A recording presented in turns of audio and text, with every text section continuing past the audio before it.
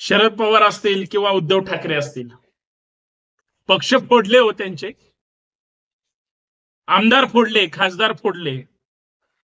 उद्धव ठाकरेंना तर इतक्या वेदना झाल्या असतील, 40 आमदार एकदाच पळवले, स्वतःलाही त्यांना सत्तेतून खाली खेचलं. मान्य एकनाथ शिंदे साहेबांनी, मान्य देवेंद्र फडणवीस साहेबांनी जो काही कट रचला, जे काही राजकीय व्यूहरचना रचल्या गेल्या, त्याच्यामध्ये ज्या पद्धतीनं पक्ष फोडाफोडी केली, असं राजकारण महाराष्ट्रात तर कधी घडलेलंच नव्हतं. परंतु महाराष्ट्राच्या राजकीय संस्कृतीला सुद्धा बट्टा कधीच लागलेला नव्हता. पण ती सगळी लोक सत्तेमध्ये आज 2-2.5 वर्ष झालं आहेत. लोकसभा निवडणूक आली, उद्धव ठाकरे खचले नाहीत, शिवसैनिक खचले नाहीत. जेवढे काही मुठभर मावळे सोबत घेतले, प्रामाणिक शिवसैनिक सोबत घेतले, त्यांनी ज्या पद्धतीचा लोकसभेचा किल्ला लढला, यश मिळवलं.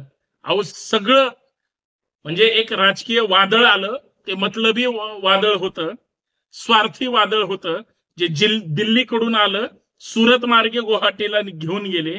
त्या वादळात उद्धव ठाकरेंचं जे काही होतं नव्हतं तेवढं वादळात उडून गेलं. अजून 2-4 महिन्यांनी वादळ आलं, शरद पवारांचं सगळं घेऊन गेले.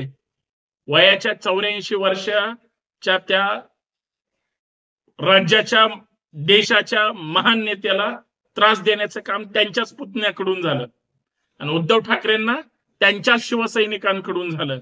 पण ते खचले नाही आणि थांबले पण नाही.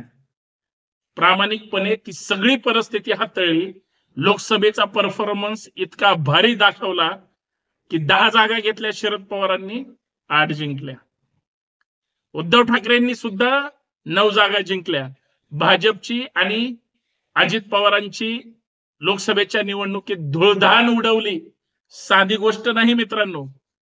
आणि हे सगळं होत असताना जी निघून गेली होती घर सोडून, जेवढे आमदार असतील, खासदार असतील, आता खासदार तर त्याच्यातले सगळे निम्मे पडले, 1-2-4 निवडून आले, बाकीच्यांचं तर अवघड झालं आणि सगळे स्वार्थासाठी गेले होते, सरकारमध्ये आपल्याला काहीतरी मिळेल म्हणून. घडलं वेगळंच. आणि महाराष्ट्रासमोर एक खरा पर्याय लक्षात आला की हा महाराष्ट्र पुरोगामी महाराष्ट्र आहे, परिवर्तनवादी महाराष्ट्र आहे आणि प्रामाणिक लोकांचा महाराष्ट्र आहे. गद्दारांना इथं स्थान नाही आणि बंडखोरांना मार्केटमध्ये किंमत नाही.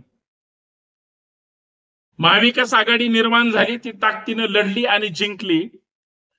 त्या उद्धव ठाकरेंना काल प्रश्न विचारला गेला, म्हणजे लोकसभेच्या निवडणुकीच्या महाविकास आघाडीच्या अर्थात एनडीएच्या यशानंतर शरद पवारांना प्रश्न विचारला गेला की तुमची आता हवाय महाराष्ट्रामध्ये, तुमचा परफॉर्मन्स चांगला आहे, मॅन ऑफ द सिरीज तुम्हीच जिंकलेला आहे. आणि खरंय जे जे काही उद्धव ठाकरेंनी, शरद पवारांनी स्टेटमेंट लोकसभेच्या निवडणुकीमध्ये केले, सत्तेपासून दूर ठेवू, ते झालंच. फक्त नितीश कुमार आणि चंद्रबाबू नायडूंनी म्हणजे जर नसतं त्या ठिकाणी जुगाड लावलं, स्टेपनी म्हणून नसतं त्या ठिकाणी वापर होऊ दिला, तर मोदी साहेबांकडे बहुमत नव्हतं. 400 पार तर गाशा गुंडाळलेलाच होता. त्यांना पत्रकारांनी पुढचा प्रश्न विचारला, आता बरेच जे शिंदे गटात लोक गेले, जे अजित पवार गटात लोक गेलेत, कदाचित ते वापस येण्याची शक्यता आहे, तुम्ही त्यांना परत पक्षात घेणार का? शरद पवारांनी सांगितलं, अजिबात घेणार नाही, जे निघून गेलेत त्यांना नो एंट्री. उद्धव ठाकरेंना प्रश्न विचारला, तुम्ही घेणार आहेत का? ते म्हणले, चालणार नाही. ज्यांनी आमच्या सोबत गद्दारी केली, ज्यांनी आमच्या सोबत बेवफाई केली आणि जे मिंदे गटात गेले, त्यांना परत प्रवेश मिळणार नाही, काहीही झालं तरी, लोटांगण घेतले तरी, साध्या शब्दात जर सांगायचं म्हटलं. म्हणजे याचा अर्थ उद्धव ठाकरे असतील, शरद पवार असतील किंवा काँग्रेस असेल, महाविकास आघाडी एवढी पक्की आहे आणि लोकांच्या मनामध्ये, महाराष्ट्राच्या मनामध्ये जे काही महाराष्ट्राचं हित आहे ते महाविकास आघाडी आणि त्यांचे सगळे मित्रपक्ष हे जबाबदारी घेतील. ठीक आहे, लोकसभेची गणित इतर राज्यांनी त्या ठिकाणी जुळवली म्हणून मोदीजी प्रधानमंत्री झाले, शुभेच्छा त्यांना. परंतु आता जर विधानसभेत सुद्धा जर महाविकास आघाडीची अशीच एकी राहिली आणि परफॉर्मन्स चांगला राहिला, सगळ्या महाराष्ट्राने जर ताकद व्यवस्थित दिली, मित्रांनो, तुम्हाला जर सगळ्यांनी म्हणजे तुम्ही सगळ्यांनी ताकदीनं जय जिजाऊ जय शिवराय जय महाराष्ट्र जर म्हटले, तर मला असं वाटतं मंत्रालयावर महाविकास आघाडीचाच भगवा फडकल्याशिवाय राहणार नाही. देशाच्या संविधानासाठी, लोकशाहीसाठी आणि तुमच्या माझ्या न्याय हक्कासाठी ते गरजेचं आहे देशाच्या. बरं, आत्ताची भाजपची परिस्थिती अशी आहे, म्हणजे एकीकडे अजित पवारांना शरद पवारांनी दारं बंद केली, जे जे काही उद्धव ठाकरेंना सोडून गेले ते मातोश्रीचे दरवाजे बंद केले गेले.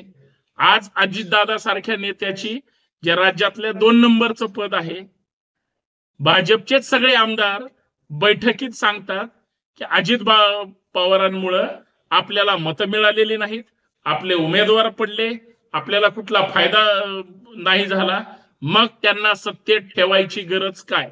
भाजपच्या आमदाराचाच बैठकीमध्ये जाहीर विरोध आहे म्हणल्यावर बोला आता काय. म्हणजे ही अवस्था झाली.